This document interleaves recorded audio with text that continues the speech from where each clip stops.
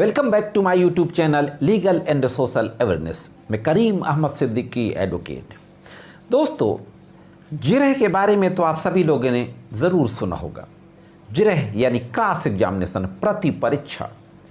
अदालत में जब गवाह गुजरते हैं तो एक पक्ष का विटनेस होता है, गवाह होता है, वो उस गवाह की मुख्य परीक्षा कराता है, चीफ एग्जामिनेशन, और फिर उसी गवाह से जो आरोपी के अधिवक्ता होते हैं वो क्रॉस एग्जामिनेशन करते हैं।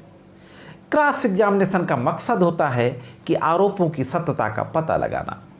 जो आरोप लगाए गए हैं किसी व्यक्ति पर अभियुक्त बना करके, जो एफआईआर लिखाई गई है, इन्वेस्टिगेशन के बाद चार्जशीट आई है, तो वो आरोप सच हैं कि गलत हैं, गवाह सही बोल रहा है कि झूठ बोल रहा है, जिरह के दौरान ही इन बातों का पता लगाते हैं। पिछले कई दिनों से मेरे कई व्यूवर्स और सब्सक्राइबर्स के द्वारा और कई जूनियर एडवोकेट्स के द्वारा भी पूछा जा रहा था कि जिरह कैसे करते हैं, इस बारे में मैं एक वीडियो बनाऊं। खास तौर से कई सब्सक्राइबर्स के द्वारा पूछा गया है कि सेक्शन 498A के मामलों में क्रॉस एग्जामिनेशन कैसे करते हैं गवाह से, इसके बारे में मैं ज़रूर बात करूं। तो आज के इस वीडियो में इसी के बारे में बातचीत करने जा रहा हूं। आज देखेंगे कि क्रॉस एग्जामिनेशन का मकसद क्या होता है, क्रॉस एग्जामिनेशन करते समय क्या सावधानियां बरतनी चाहिए और क्या सवाल पूछने चाहिए, क्या नहीं पूछने चाहिए, किस तरीके से क्रॉस एग्जामिनेशन करना चाहिए, उन सारी बातों के बारे में आज बहुत ही ब्रीफ में बातचीत करेंगे। तो जुड़े रहें आखिरी तक, देखते हैं कि इस संबंध में क्या कुछ महत्वपूर्ण जानकारी है। साथियों, इंडियन एविडेंस के सेक्शन 137 में इन एग्जामिनेशंस के बारे में बताया गया है।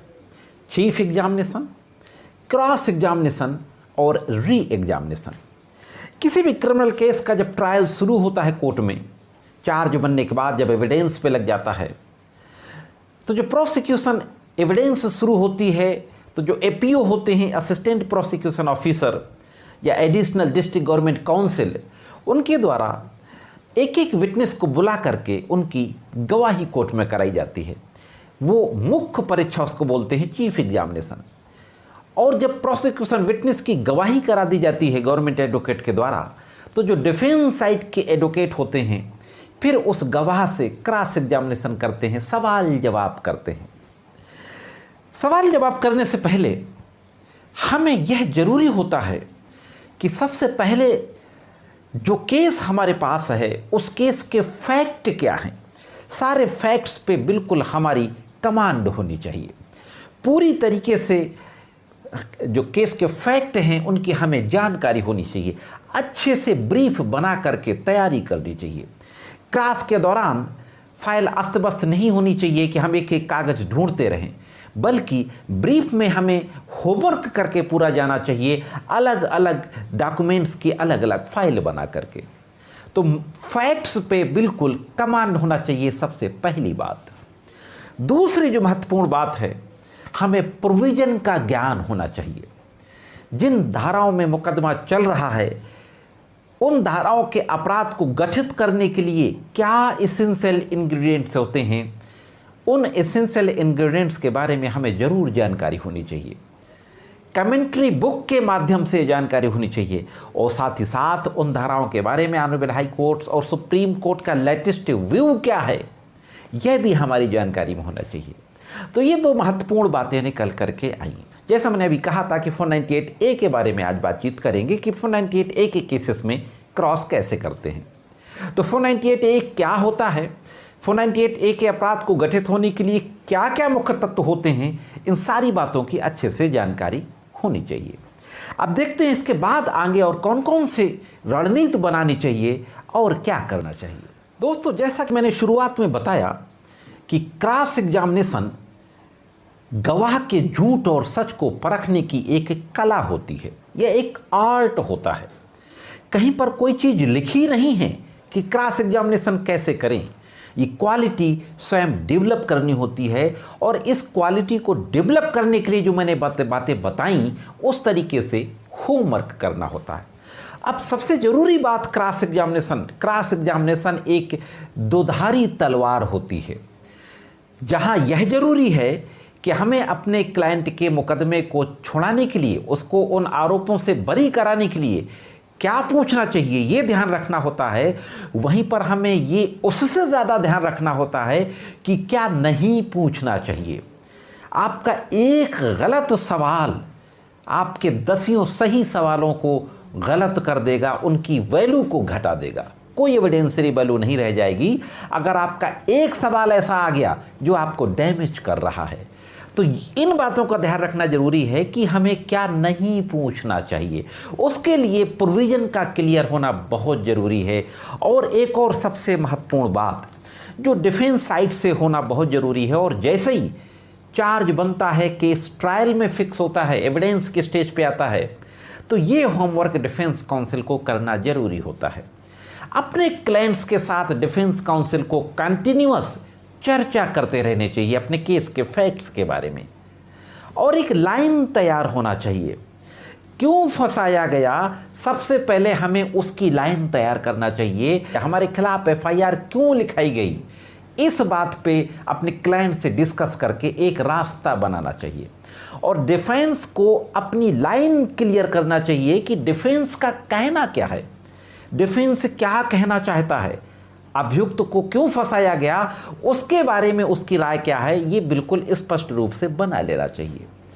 अब दूसरी एक महत्वपूर्ण बात है जो केस के संबंध में, कि क्रॉस एग्जामिनेशन के दौरान एडवोकेट की कोशिश ये होती है कि जो गवाह बयान दे रहा है उस गवाह को उसके स्वयं के बयानों से उलट कर देना, कंट्राडिक्शन कर देना, विरोधाभास पैदा कर देना।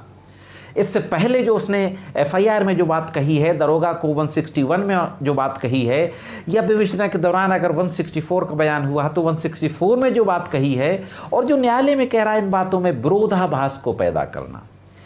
होता क्या है कि हम जब गवाह से क्रॉस एग्जामिनेशन करते हैं तो बहुत से सवाल इस तरीके के पूछते हैं कि गवाह हाँ हाँ कहता चला जाए, अटेंशन उसका ड्रॉ कर देते हैं हाँ पे। उसी दौरान एक ऐसा सवाल पूछ लिया जाता है जिसका उत्तर तो ना में आना चाहिए, लेकिन वो जल्दी से हाँ गवाह कह जाता है, जो अभियुक्त को फायदा देगा। तो ये सारी क्वालिटी आपको डेवलप करनी पड़ती है। आपके बचाव में जो चीज़ें हैं, जैसे आपके ऊपर डाउरी का इल्ज़ाम लगाया गया है, क्रुएलिटी का इल्ज़ाम लगाया गया है, तो हस्बैंड वाइफ के बीच में जो भी अच्छे दिन बीते हैं, कहीं घूमने फिरने गए हैं, मूवी रेस्टोरेंट गए हैं, कोई शॉपिंग वगैरह हुई है, कोई फंक्शन में दोनों लोग नाच गा रहे हैं, हंसी खुशी की जितनी चीज़ें हैं उन सबको इस्टेब्लिश करने की कोशिश करना चाहिए डिफेंस काउंसिल को। साथ ही साथ जो दोनों परिवारों के बीच में जो शादी के समय हर्षोल्लास से रस्में मनाई गईं, उन रस्मों को भी इस्टेब्लिश करने की कोशिश करनी चाहिए।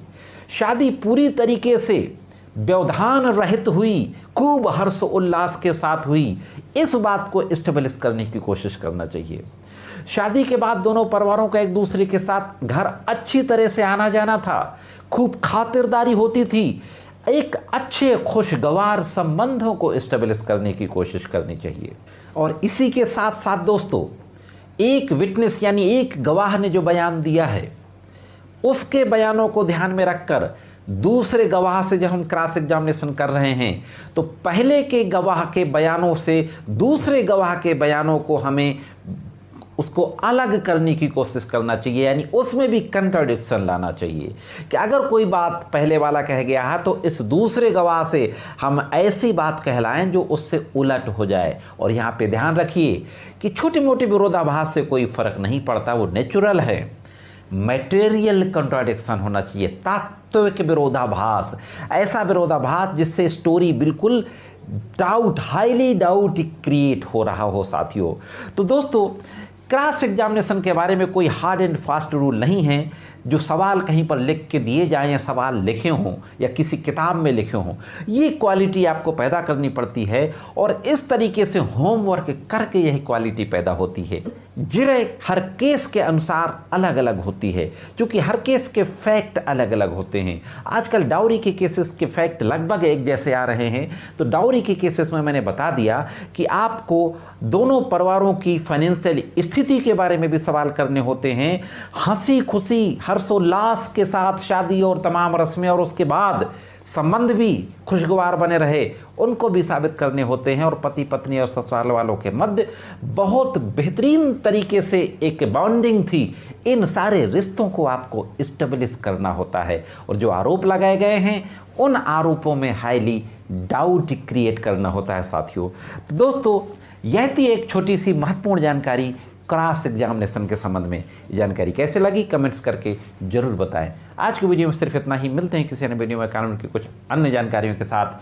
तब तक कानून की विभिन्न तरीके की जानकारियों के लिए देखते रहें लीगल एंड सोशल अवेयरनेस।